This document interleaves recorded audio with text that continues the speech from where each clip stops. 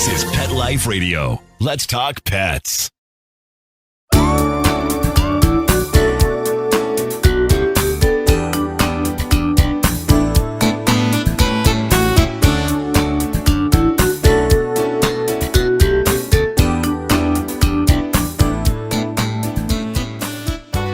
Hi, I'm Jill Rappaport, and welcome to another edition of Rappaport to the Rescue. And everyone has been saying, wow, you're doing this great podcast. And now I'm referring to it as a petcast. Coining the term here, my petcast has been so much fun for me because I get to interview the most interesting people every week and also talk to you about things that really matter for our pets in need, things that have been on my mind, on people's minds, and we're trying to help all of us understand our pets better and help our pets more. And you know, my biggest fear when this whole pandemic started, other than trying to just stay alive and protect those we love, was what's going to happen to our animals. In the beginning, this horrible situation seemed like a positive thing. It really looked like things were really good for animals in need because we were hearing about all of these fosters taking place, people literally coming in droves, applying to shelters to take animals to help them for a limited period of time or adopting them forever. We even saw a shelter in Florida where the whole staff was in masks with thumbs up because every cage was empty. That was unheard of. This never happens. So we were thinking, wow, as an animal advocate myself, I thought this is unbelievable. The worst thing that has ever happened in our lifetime has actually been a positive thing for animals in need. But I was always worried that the tide would turn. And unfortunately, that's happening now.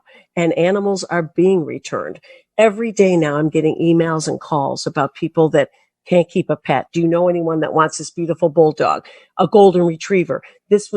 Dog was just adopted and had to be given up. The animal can't adjust to the home, can't adjust to the kids. People can't afford the pet. I knew this was going to happen.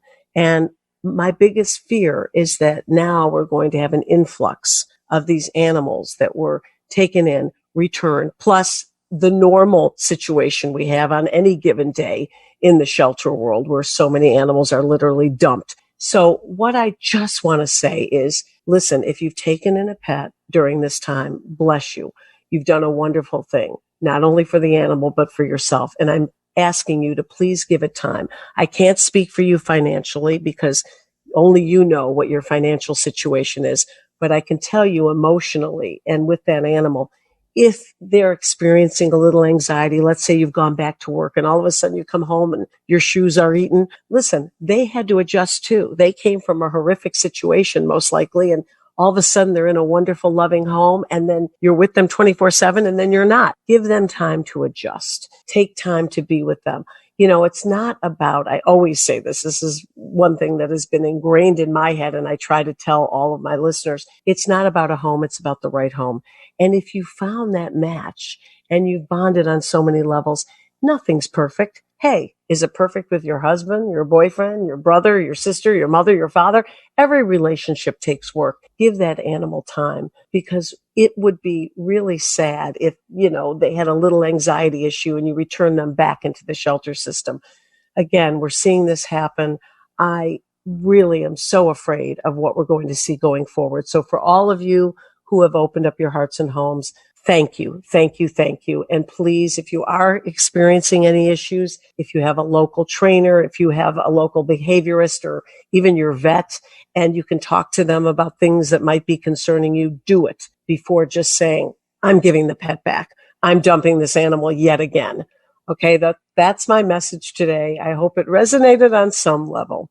Now, coming up on today's show, I always say this every week, but we have great guests today. The wonderful Dylan Lauren, a true entrepreneur whose dad just happens to be Ralph Lauren, the great American designer. I'll also be joined by my wonderful partner in crime, Bill Berloni, for our Jill Bill section of the show. And today we're going to be talking about hot summer tips for our pets. The temperatures are crazy. It was like 98 here yesterday on Long Island.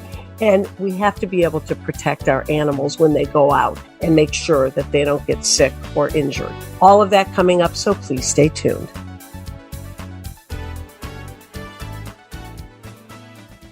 This is Pet Life Radio, the possumest pet party place on the planet. Dude, that's a lot of peas, baby, isn't it? Yeah. Get ready for some tail wagging, fur flying, feather flapping fun. Oh, yeah. PetLifeRadio.com. Let's talk pets on PetLifeRadio.com.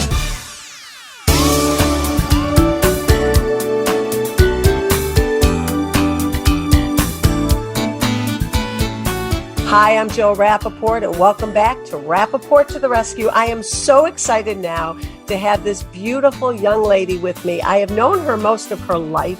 She is a true entrepreneur, Dylan Lauren. First of all, her dad just happens to be not only my idol, but the greatest designer, an American institution, a legend, Ralph Lauren. I adore her mother, Ricky. I was honored to be asked to write her story for Hamptons Magazine. I love her brothers, Andrew and David. She's got two beautiful kids. Everything about this family is just perfection. And Dylan, I am so happy you're here. What people don't also know about you, besides being an incredible entrepreneur, your store, Dylan's Candy Bar, is supposedly the largest candy store in the world. Is that what people are saying? Yeah, we have our flagship in New York City is the world's largest candy emporium. It's over 15,000 square feet, 3 floors of candy and lifestyle candy products, spa products that smell like candy, bathrobes that look like candy, jewelry. So it's a candy everything with a party room, and it's a whole lifestyle. And the place in the Hamptons. First of all, I am a candy freak. I live more at my dentist than I am in my own house. Okay. So you're preaching to the sweet choir here. But for our listeners, I'm sure you know who Dylan is. You've seen all her gorgeous photographs. She is so thin and gorgeous, like a model. How do you do it, being that your business is all about calories and sweets? Thank you. Everything in moderation. I always loved sports and working out. I actually am really into fitness and eating healthfully, which is, maybe the irony, but I believe, in moderation, you could have a sweet life still and indulge your sweet tooth rather than saying, I'm not going to have anything.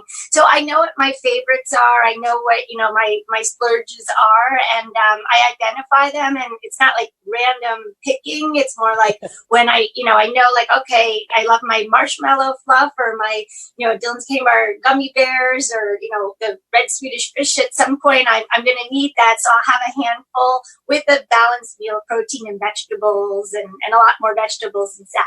That's the key. So I should have my chocolate with some lettuce, right? Protein too, because it balances the sugar intake. But I think in moderation, it's just, I've, heard people say, I can't have any more candy. I quit cold turkey. And then the next minute they're like overindulging. So it's really, if that's your vice or your thing, like in moderation. So, well, first of all, we're going to get to one of the reasons you and I are kindred spirits and connected. Obviously, our love of animals, especially rescue pets. This has been my life, my oxygen. Dylan, you have devoted so much of your life to helping animals in need. I'm so frustrated for our listeners out there because I'm looking at you with beautiful Jersey. This is what is she? She's a huge black. She almost looks like a Newfoundland. What is Jersey? No, she's a rescue, first of all, from Puerto Rico's Dead Dog Beach. And then she was at the Monmouth County SPCA. So we named her Jersey from being from Jersey, and my husband's from Jersey. And my dad's fashion gowns are Jersey and athletic jerseys. A lot of reasons behind the name. She is a collie, flat-coated retriever, we think. She is, by the way, her ears perked up when you said we're kindred spirits and we both love animals. Like, just like her little ears. She's very sleepy now because she had her long morning walk and she played a little bit with the tennis balls, which she loves to do. But she's about 8 years old. As of October 1st, she might be 9, which is a little sad.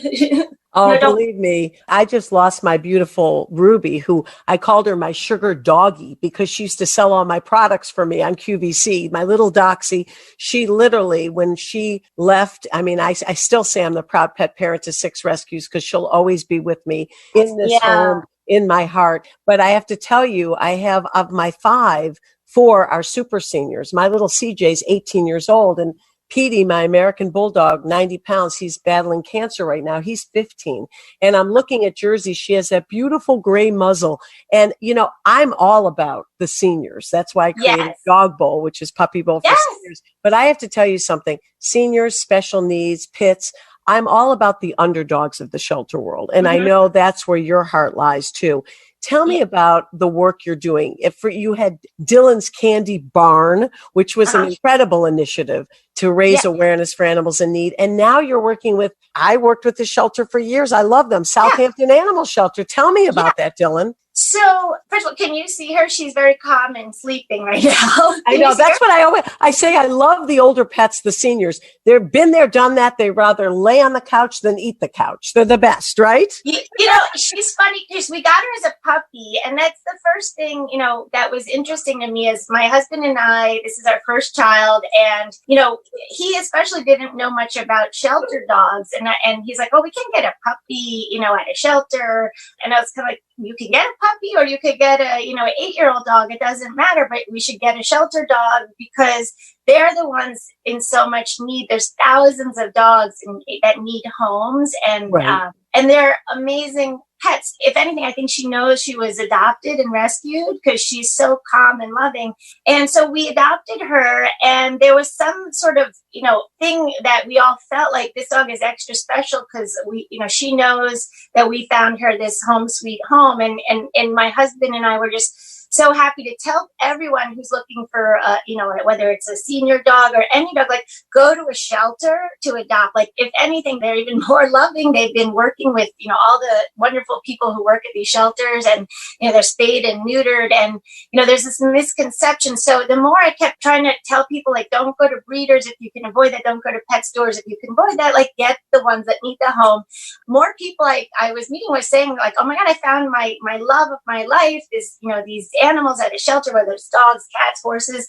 And so I wanted to sort of spread the word. So with Dylan's Candy Bar, which is my candy stores, we have several locations in Miami, Chicago, LA, New York, Hawaii now. We have adoption events where we partner with the local animal shelters to bring the pets that are in the shelters to the consumer who may be afraid or intimidated to go to the actual shelter. A lot of people are like, I don't want to go. It's too sad. I can't watch those commercials. Like all the, so Dylan's Candy Barn hosts adoption events at our stores outside. We have all the different handlers for the animals talking to people who are interested. We've adopted 30 dogs in an hour at our Chicago store with Paws. We've adopted from ARF and at our East Hampton store. These animals people may not otherwise see are now, in the public viewing. We also are doing initiatives now on our website, Dylan's Candy Bar. You go to our foundation page, you can see dogs that are in need of homes because we'll partner with different charities. So in August, we'll be partnering with the Southampton Animal Shelter Foundation, and several of their dogs are up for adoption that we'll have online. And then if you want to meet them, you can meet them roadside or by our store in East Hampton. You could just set up an appointment. We're also selling our masks. I want one of those. They look great. Receiving it. These are limited edition. They're really, honestly, like these were our first masks for the staff, and a lot of people wanted them. Like, we're going to reserve a lot of these for the animal shelter. It's our logo toss and our stripe. They're so adorable. Oh, I'm getting my hands on those. So I can go to Southampton Animal Shelter because, this show is up today. So for everybody listening, where can people find the masks? Where can people buy them? On Dylan's Candy Bar website. And at the East Hampton Dylan's Candy Bar location at 52 Main Street. We are about to open up again our New York City location, which we may have it, but I would say our website, you can buy a mask and $1 goes to Southampton Animal Shelter. And you can also make donations and see their pets that are up for adoption. This month, we did something with Animal Haven. The other month, we did things with Proud Rescuers of Puerto Rico, where I did a fun event with my friend Stacey Bendit of Alice and Olivia and John Paul Jones, who's a TV personality from The Bachelor. We did a matchmaking event around Valentine's Day, and it was great. Like, meet your match, but it's really for people to meet each other. But really, your match could be your best friend, which we both know. And you know what? Being that I'm single, but believe me, I'm much happier right now with all my animals. But the truth is, we should do a senior for seniors. Oh my God, I love that idea. with seniors and also senior dogs. Honestly, it's brilliant. I mean, a lot of people walked out of this event very intrigued by the dogs and cats that they saw pictures of, that they were like, I'm coming here because I'm single and I want to meet someone. And then all the guys and girls, everyone was mingling around pets, and then ended up with adoption. So it's very cool. Well, Dylan, first of all, I want to show you something. Again, for our listeners, I'll explain it to you since you can't see it. But this is a picture. Can you see this, Dylan? Yes. Oh, my God. In the 80s, this was my very first big interview. I've always told everybody I am with your father, the wonderful Ralph Lauren. It was when he opened up his store with Wilkes Bashford in San Francisco. I don't know if you'd remember because you were like 5 years old, but I have to tell you that this picture, this moment really changed my life. I just want to share with our listeners that your dad, first of all, I was a cub reporter. I got the job. I went in and I said, I want to do fashion. And my first story was on Lohmann's. You remember Lohmann's? Yeah. And I didn't know what the heck I was doing. Next, they said to me, Ralph Lauren is coming to town because he's opening up a store. And if you can get the interview with him, then we're going to hire you. See, the first story was an audition. I go there. I'm not stupid. I put on my Navajo jewelry. I had real long hair. And your dad said, that's the one I want to interview me. And I'm telling you, I had no experience. We're talking early 80s. We did such a fabulous interview. And those days, and actually we're back to this now, there was one camera. So after I sat with your father for 1 hour, and I thought it was the most brilliant interview ever done. He was talking all about his wonderful kids, his beautiful wife. They said, okay, now we're going to turn the camera around and you have to re-ask all your questions. No, what do you mean? I was so nervous to begin with. So I started to try to remember every question I started to ask your dad. He would start making faces. He made me laugh. I said, you're going to cost me my job. And that night, this picture is from the event that night celebrating the opening of his store. And Dylan, you know this about me. Everything I wear is Ralph. Literally, I went one year Halloween as a polo bag. I was zipped up. Yes, in a garment bag carrying a polo mallet. To say I'm obsessed with Ralph Lauren is an understatement. But what always impressed me the most, having met your mom, who I adore, having been with your father, met your whole family, you are all the most philanthropic, down-to-earth, wonderful people. I mean, your dad, there's no one bigger. He, if our listeners saw this incredible documentary featuring Ralph Lauren and his empire and what he's created, all of you are in it. What has always impressed me and why I wanted to bring it back to this, you could have gone in another direction. When you grow up in a life like that, let's be honest, not all of the offspring always grow up to be so great. And all of you have gone on to have these amazing lives and careers, but most important, you all give back. And that has always impressed me. I've known you your whole life. Yeah, I know. Literally, what is it, Dylan? Tell me about your upbringing, your parents. What is it that they instilled such important, wonderful values in all of you? Thank you. First of all, I feel like you've known my whole family and watched us grow up because I remember seeing you in concho belts and Western jewelry, parents and you. And so I feel, so honored to be. And look behind me. My house is an ad for Ralph. Yeah, I saw it right away. Totally. So thank you. But, I think my parents are, from the Bronx. They grew up, not like well off, and my dad really started from nothing and kind of was a real entrepreneur in that he pursued doing what he loved, which was making fashion but building a lifestyle brand, starting with the tie and sticking to his guns and really I think working hard and following his gut and feeling like I can do something even though I'm from a not the greatest, well-off situation. I have visions of what great and happiness could be. And I think he never forgot where he came from. And he has always kept my whole family very grounded and close. My mother as well. They could be partying with all the, the fashion scene. And, there are definitely those opportunities, but they don't put that first. Sort of like what is very valuable is being with, your family and your close friends and the people, you really are close with to keep you grounded. And I think just knowing, with people who are less fortunate, animals less fortunate, there's a bigger world out there. So when we think our life is hard, like remember there's always someone else or something else that needs help. And it actually makes you feel more valuable as a person to be able to contribute, even if you're, I know people who haven't built these empires and they're still giving back in some way. And so I just feel like I've watched my parents and, we all love animals, and I've grown up being around horses, and my favorite animal is actually bunny rabbits. I have over 10,000 in my collection. You'll see, this is my kids' room, but I don't think my bunny is here, and I have the wallpaper with all the animals for this show.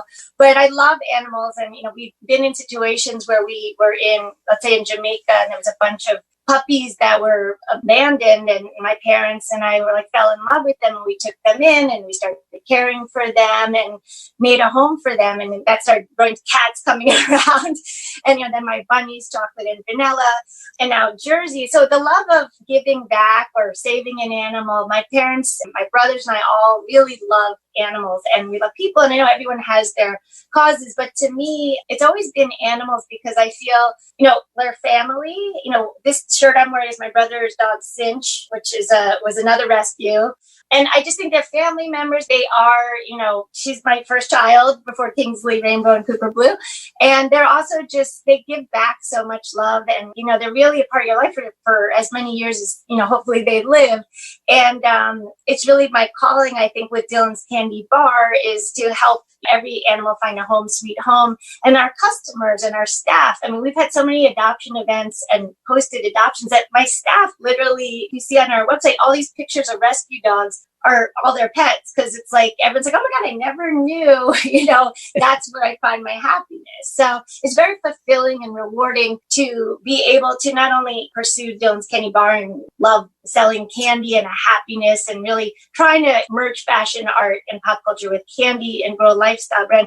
Very much in line with what I admire about my dad is he started with a tie and grew it into a lifestyle brand with home furnishing and women's wear and men's wear and, all these different components, but also to give back and make my stores destinations that give back to our customers who want to support something, and to the animals and the people working in all these countries to bring these animals home is very important. And this show is heard all over the world. And obviously your dad, you're all over the world with your businesses, and you could have gone the fashion route, but you literally to go the route you did with candy, and the sweet messages that you have been giving out there. I'm just so impressed, because you have made such a huge difference. And at the beginning of the show, which you'll hear, I talked all about this pandemic. We thought it was a great thing for animals in the beginning, but guess what? It's the tide is turning and these animals are being returned. And my dream, if I had the funds, the finances, I would love one day to open up a St. Jude for pets, where people could go and get pet care, medical care for free, because so many of these animals are dumped because people can't even afford antibiotics for a bladder infection for their pet. So, I always think, wow, what could I do? I have these wonderful vehicles, Rappaport to the Rescue, which reaches all over the world. But again, if we can all do our little part, everybody can do something. If you can't rescue and adopt, I always tell people you can volunteer your time, you can foster, and look for it, and you can donate. And I'm just so impressed, Dylan. You have made such a huge difference in animal welfare, and your whole family. I remember being at the Ralph store in East Hampton once, and your mom and dad were in there with Bikini. Yes. Adorable dog. And the horses, the whole family has always embraced this cause, and plus breast cancer, obviously. Yeah. There's so many causes, but a lot of the suffering that goes on in humans, I've found even when they have a pet by their side, it calms them down, lowers their blood pressure, makes them happy. They're your companion, with you. So it's very healing to all these other, causes that are out there. I've seen those shelters where children who have been abused are, paired with pets who have been abused, and it's very healing for both. I mean, there's so many things that we support and that I've learned about through Dylan's Candy Barn that I just wish more people knew about. So it's great to be talking to you, and what you've done is so amazing, and I love learning about, hospitals like Animal Medical Center. They have a Animal to the Rescue. They help people who actually are of low income or need extra support to give their animals proper care. I just think people get intimidated about everything that goes into having a pet, but I think with knowing that there's so many people out there who love animals and have pets and have figured it out one way or another, no matter what their background is, there is a way to have a companion. And so I wouldn't send them back to the shelter. No, that's what I said. Give it a chance. Give it time. Yeah. And they give back so much more, the animals. Well, and I only have fur children. I have a lot of them. I also have 5 horses. And again, to me, I wouldn't know the difference because they are my children. And I'm up all night. As I said, my dog that has cancer, I'm up every 2 hours, and again, if I had a partner, I don't know if I would be so gracious and happy to be up every night with them, but I'm thrilled to do it for my dog. So what people might not know, you are the mom of beautiful twins, Kingsley and Cooper. You have a wonderful, fabulous husband, an incredibly busy life with your career, and yet the animals. And I know from knowing you the way I do, I know that Jersey means as much and resonates in your heart as much as your children. Am I right? Yeah. Luckily, my children love her as much, and they're very comfortable together. But I think it also teaches them responsibility and care and how to talk to compassion. Yep. Yeah, it's really very important, that they've grown up with a pet and seen, and as I've seen with my parents, like loving animals and other creatures. Like my son, if he looks at a bug and tries to like step on it, I'm like, that has a whole family, that little bug, and if Jersey had her whole family here, would you do that? So they learned that. But it's very much like, I know, I am always like, how is this animal in my house? Like, I'd love to have like a, pot-bellied pig and a raccoon and more bunnies and all these other animals. Like sometimes like there's these creatures and they're on my bed and I'm letting them sleep on my bed. I'm going to sleep on the floor. It's okay. You can have I know, right? These creatures are in our homes, but it's just so fulfilling. And we do have some rescue horses as well. And the conditions they were in, they were left for dead, and we ended up rescuing them from Last Chance Animal Rescue. And it's just what you hear about animals in need. There's so many out there, and rabbits, cats, dogs, horses, like whatever you can do, but however you can help them. I think there's a way. My team at Dylan's Candy Bar, we went to an animal shelter, a few of them at like Green Chimneys, and we painted together. I was at Green Chimneys. Yes, I did the story on them. Yeah, they're great, and they help with students, in need. They work with the animals, but it was a great corporate event just for us. And I've had friends who I just volunteer to walk dogs just to bond with the dog, and a friend of mine who I haven't seen in a while. So even that little moment gets the animal out of being in this little cage and getting some fresh air and exercise. So I'm a big fan of multitasking, and trying to, get a few things done at once. So, I would say so. Yeah. So, that's an understatement. So, it's like, I'll help animals, walk with them, or, be with friends, and everyone's happy in the end. So it's great. Well, Dylan, again, you just blow me away. Your heart is as big as the globe. You are as sweet as every product in all of your stores. And your parents, you know how I feel about the whole family. Everybody did it right. You guys are just amazing. And really, congratulations for devoting, so much of your time in your life to helping animals in need. I am honored and thrilled to have you on Rappaport to the Rescue. Can't wait to see you. And again, your initiative with Southampton Animal Shelter starts this Saturday, August 1st, runs for the whole month. And you can get your masks online. People can make donations. Do you want to give the website one more time? Dylan'sCandyBar.com or Dylan'sCandyBar.com/foundation. But yeah, go on our website and you'll see it on the homepage, foundation. And these are for sale, and you can make a donation. This month it is Southampton Animal Shelter. And then Jill, it's such an honor to be on your show and know you, because I really admire you too. So thank you. Oh, thank you, Dylan. I hope to see you soon. Obviously, I hope to be seeing you soon wearing one of your masks 6 feet away. But, hopefully you'll be out here soon. Give my love to your parents, please. I will, David and to Andrew. Keep up the great work. A big kiss to your twins and your gorgeous husband, Paul. And again, Jersey, a big hug to Jersey. Jersey. No, she just got up. Oh, our listeners. Oh, she said, I've had enough. Jersey just literally jumped up off the bed and ran out of the shot. But we love her. She's adorable. She got a great home. Thank you, and stay safe. And coming up, my partner in crime, Bill Berloni. We will do hot summer tips for our pets in need. Stay tuned.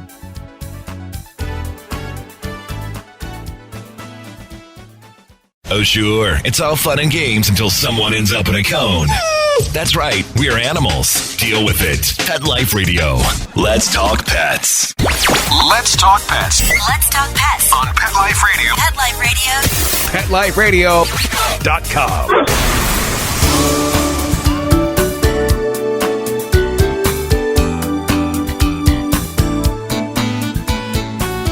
I'm Jill Rappaport, and welcome back to Rappaport to the Rescue. We just had a fabulous interview with Dylan Lorne, and now my favorite part of the show, it's the Jill Bill section with the wonderful Bill Berloni, animal trainer extraordinaire, behaviorist, and most important, what everybody needs to know, and I'm sure by now does know because I reiterate it every show, is that Bill takes rescue animals, shelter animals, off the streets, out of the cages, and often turns them into superstars on the stage and screen. Bill, it's so nice to see you and hear you again. Yep, I'm glad to be with you again, Jill.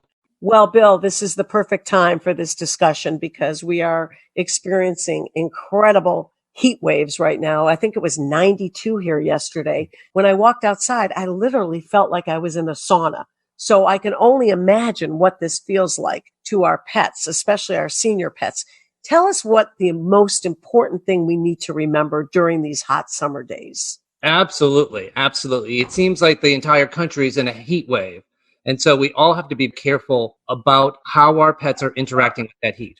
First off, humans have skin. Our entire body is covered with skin, which we sweat, and that helps cool our body. Dogs have hide, so they don't sweat. And the only part of their body that helps them cool is their tongue. So that's why they pant. They move air over their tongue. And in reality, it's a really inefficient way to cool your body.